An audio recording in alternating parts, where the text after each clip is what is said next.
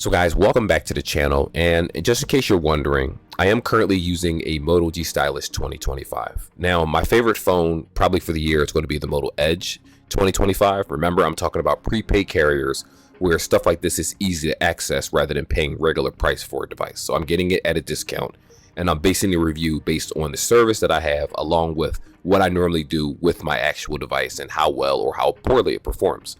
Now, there is going to be timestamps in this video for the topics that I'm talking about for anyone that wants to skip.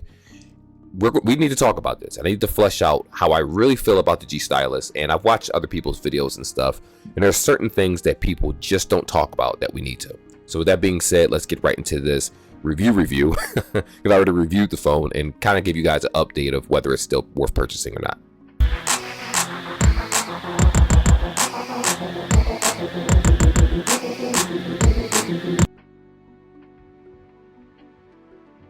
So let's first start with the performance of the cameras. Now, the main camera, because I'm reading some of the specs in the background, is 50 megapixels. The secondary camera is 13 megapixels for the main camera, so there's only two lenses. 4K 30 frames. You can get up to 60 if you do 1080p. I normally do 1080p, so it's not really a big deal. A lot of these phones, these mid-tier phones, don't come with 60 FPS when it comes to 4K, which they used to, believe it or not. Actually, the first Stylus was 60 FPS. In 4K, and it was glorious. I remember because I had it, but since then they've been backtracking on some of the specs. Not a big deal for what you get overall, but I did wish the camera was better for, you know, video production reasons. Now, when it comes to actually using the camera, this is my experience that I had. The camera skips. When it comes to the focus, it jumps a lot when it comes to the focus, where you can be doing something with your hands and it freezes for a moment, then the camera just zooms in and zooms out like a second later. It has issues. Sometimes it's flawless. Other times when you have too many objects in a video, it starts failing and flickering and it has problems. I actually did a review recently on some sound peaks, and I used this camera, and I kind of regret it because I'm like, it's clear, but at the same time, I don't know what's going on with the image stability with this phone. I don't know if it's because the processor is a little bit lacking, but there are times where it's going to be extra clear and it's going to sound great and it's going to look good, right? But then there's going to be other times where you use the camera and it's like, what is going on? Why is it having problems trying to focus? That's the issues that I'm facing with the Motorola G Stylus 2025. Now, for the average person out there that doesn't do camera work, you're probably not going to notice this, but this happened more than once. Like, we're talking about, I got the phone again recently because I didn't have it. I gave my wife the Motorola Edge 2025. I'm using this one, and this happens a lot more than what it should have. So if I go to the camera 15 times, 6 out of those 15 shouldn't be having that jumping issue. It's like I gotta close the camera out, go back into it, make sure that all my apps are closed, you know, stuff and cleared RAM and all that, and then get the camera working. So hopefully there's a fix for that. But this phone had that same problem when I first did the review, like when I initially did the review. But I thought maybe it was just a glitch in the system, so I didn't think anything of it. But getting the phone again, like quite some time later, and they still have that problem. Come on, guys, y'all could do better than that. Like, it's a Moto. Don't put dirt on the Stylus name. So the screen is actually pretty good. If you want to know what kind of screen it is a 6.7 inch AMOLED screen. The maximum brightness is 3000 nits is the peak. It's 120 hertz on the screen, so it looks really good. You have 1220 by 2712 pixels. The ratio is 20.9 and 444 for the PPI people that just want to know how sharp the screen is.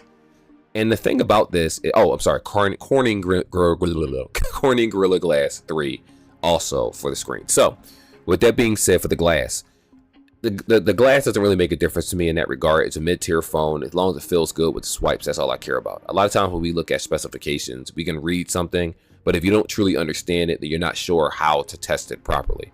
It feels good when you swipe the screen. I don't have any missed touches, dead spots on the screen when I'm playing video games or just editing something like a YouTube channel, or, you know, tapping things that I need to highlight and copy and paste and stuff like that. I haven't had an issue with this screen's performance. It's bright, it's beautiful, it looks nice.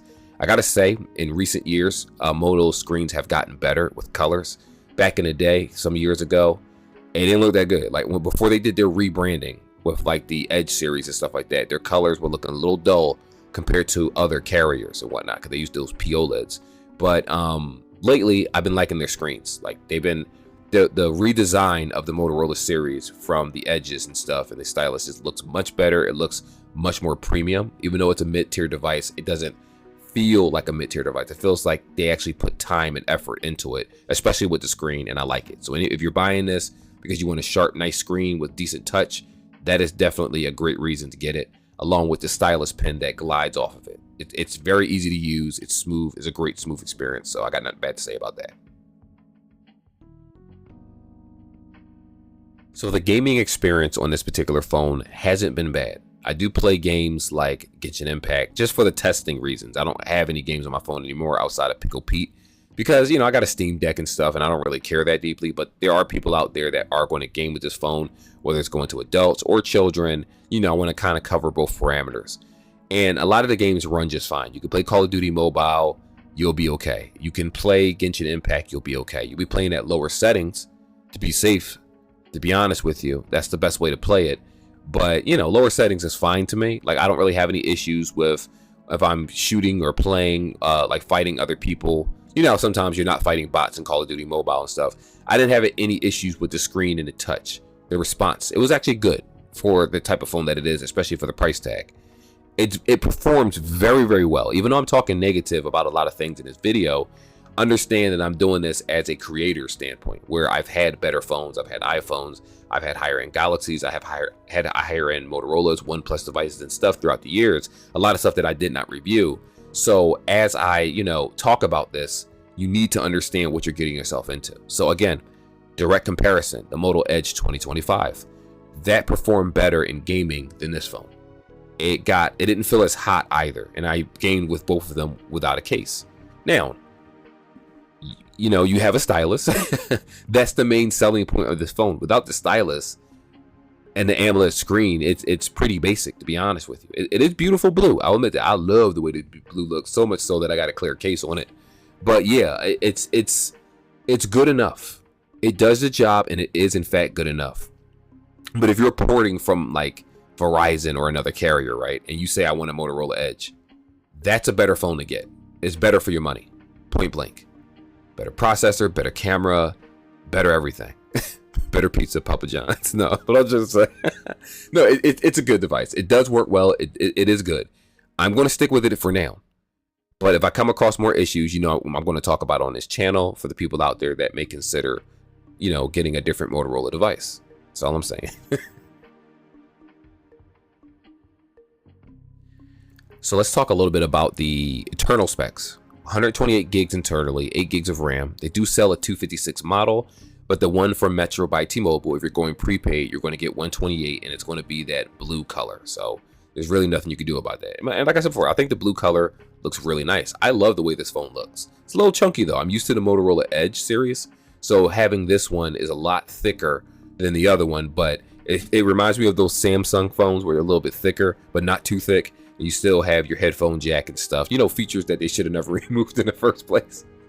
But anyway, the processor on this though is going to be the Snapdragon 6 Gen 3. That's what you need to know out of this scenario. GPU Adreno 710.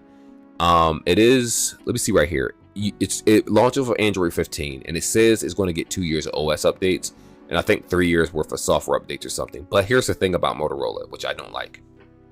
They're not consistent with their OS updates, where you don't know when you're going to get it. Android 17 will be out by the time you get 16 half the time with their phones. So I'm like, you know what, I'm not banking on that. Like, the Android update isn't going to make or break me. Like, Samsung updates are dramatically different than Motorola updates, and Moto feels more like stock Android anyway. So that's why I like it, and it works well for me. Now, here's the problem with the processor. Because you have that Snapdragon Gen 6, if you're texting, you're fine. If you're web browsing, you're going to be fine. This happens more than it should. On YouTube, for example, I'll watch a video and it'll start stuttering and lagging in the hands or start moving. Same thing happens to my camera sometimes, and I got to close the app out. And it's like I don't know what it is with this processor. I don't know if it's the software compatibility or whatever Moto is doing, but I feel like, you know, apps, sometimes YouTube would just crash randomly. And then when you open it back up, it's back to normal, like nothing happened. I have that issue with the camera from time to time where it'll just freeze up. I talked about that earlier, where sometimes the performance is great and no issue whatsoever. Then other times it's like, why is this camera struggling when I just hit record. It's like, what's wrong with this phone?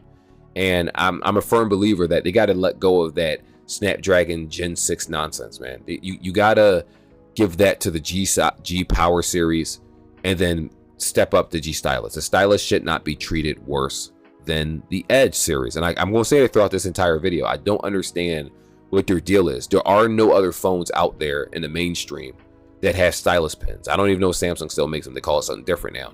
This is your opportunity to take over the market with stylus pins and have a fast enough processor where the phone is actually worth it. And don't be wrong, like the Motorola experience is fine. The Windows app, the Photos app have gotten better through Google and stuff. So when you edit with it or change some things, it's actually better. And the experience overall has gotten better with Motorola phones in general, with charging speeds and everything.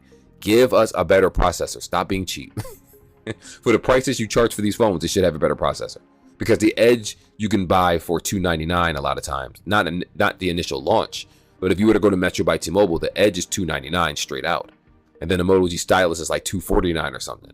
But if you get it under a new account, this phone is absolutely free, while the Motorola Edge 2025 is $50, and that $50 makes a difference in that processor. I cannot stress enough how much of a difference that makes. Like the issues that I'm talking about with the camera jumping and all those things, I do not have that problem with the Edge. It's only the G Stylus 2025. I really wish they would fix this problem and troubleshoot it. I don't know if it's going to stay here until the next phone, but it's a problem. So if you're editing applications like Canva, or if you're using UCut to convert applications, the processing speed is going to be incredibly slow when you do that. Because again, I do a lot of stuff from my phone. And I'm a believer where if I use a phone and I promote a phone, I should use the phone, and you should be able to see me use the phone in the work that I do. And I mean, and it's not, again, this isn't a bad phone, but that issue with the buggy camera, y'all got to fix that, because I'm considering using a different phone just so that I can have a steady camera. Like if it gets better, then I'll stick with this, of course, but I like the phone. It does what it needs to do. It's affordable. The insurance is decent for that carrier, the prepaid carrier. It has what I need. I don't even mind the fact that it's USB-C 2.0. I don't mind any of that stuff, but they got to do better with the processor next year. Seriously, because this is getting old. I don't want to see a Snapdragon 6 in the next Moto G Stylus again. Because if I see it, I am going to skip the phone and just be like, it's this series. I want to write off the series if they do, because we're getting too far in technology with the size of cameras, the lenses of cameras, for you to keep dogging this phone out. Give us what the customers deserve. Give us better, Motorola. I like your company. Anyway, let's move on. So to close off this video, let me say that just because I have a personal preference in phones, don't let it stop you from purchasing something. If you have your heart set on a device and you did your research and it's something that you want, don't worry about what I'm saying. Now again, for the average person, I believe, that just wants a phone that works with a camera, with a nice AMOLED screen, with the headphone jack, with, you know, SD card support, 68 watt fast charging, 15 watt wireless charging. It is a full package. It's a decent device. It can play games and all that stuff. You'll be fine with this device, and I think you will have a good time with the Moto G Stylus. But at the same time, if you're switching carriers, you can get the Samsung S25 FE for $99 by porting. If you get the Moto Edge, it's free for porting. Same as this phone. This is free whether you get a new number or a port. The Moto G Stylus, the Edge is $50 under a new line unless you're getting a port, which it'll be free. So either way, that is still the best device out that they offer under Motorola for that carrier. I don't really suggest the Moto the Moto Flip 2025 because they didn't lower the price yet. It's still like $400 something. And let's be real, nobody paying for that amount. I'm waiting for it to drop myself before I actually get it to review it. But yeah, the Edge 2025 is probably the best way to go. The only downside to the Edge is that, you know, it's hard to find tempered glass that work for it. While the Moto G Stylus, it's a flat screen, so it's easier to find tempered glass like the one that I have. I got it same day.